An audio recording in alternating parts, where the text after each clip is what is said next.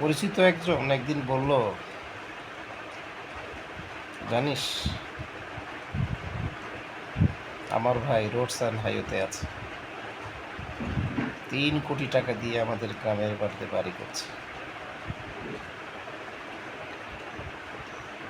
আমি বললাম, আপনার ভাইয়ের বেতন কত?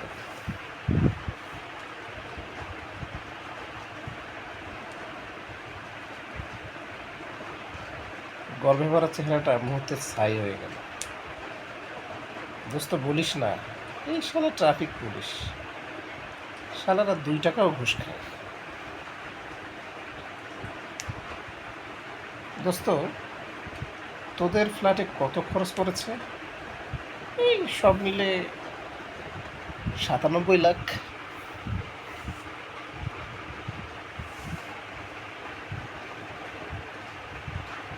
তোর বাবু তো ট্যাক্সে আছে, বেতন কত?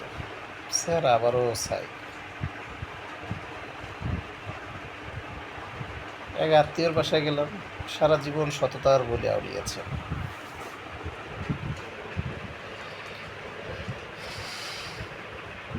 মেয়ের জামাই চাকরি করেন সিটি কর্পোরেশনে।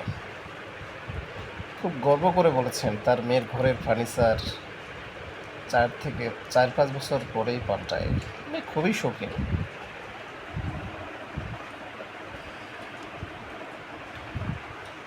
80 লাখ টাকায় ফ্ল্যাট কিনে আবারও 50 লাখ টাকায় খরচও করেছে ইন্টেরিয়র কাজে। জিজ্ঞাসা করলাম, ভাইজান জামাইয়ের বেতন কত?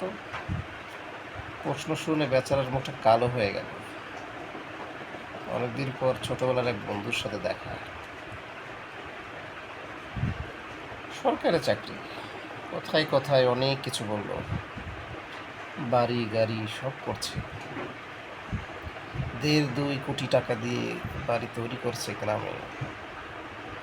ঢাকায় ফ্ল্যাট কিনেছে 80 লাখ টাকা দিয়ে। জিজ্ঞাসা করলাম কোন পোস্ট, বেতন কত? আর কোনো উত্তর নাই। পরে জানতে পারলাম অফিস সহকারী। কথা সত্যি, এবং কি নিদারুণ সত্যি। মানুষ হয়তো আছে, কিন্তু সংখ্যাটা কম।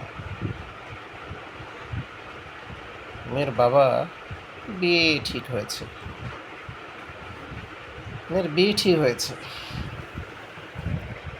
তো কোথায় হলো? ছেলে কি করে? যদি ঘুষির ডিপার্টমেন্টের হয়, দেখবেন মেয়ের বাবা মা ভাই বোন আর মেয়ের চেহারা খুশিতে কেমন চকচক করে। অথচ এই অরাজকতা,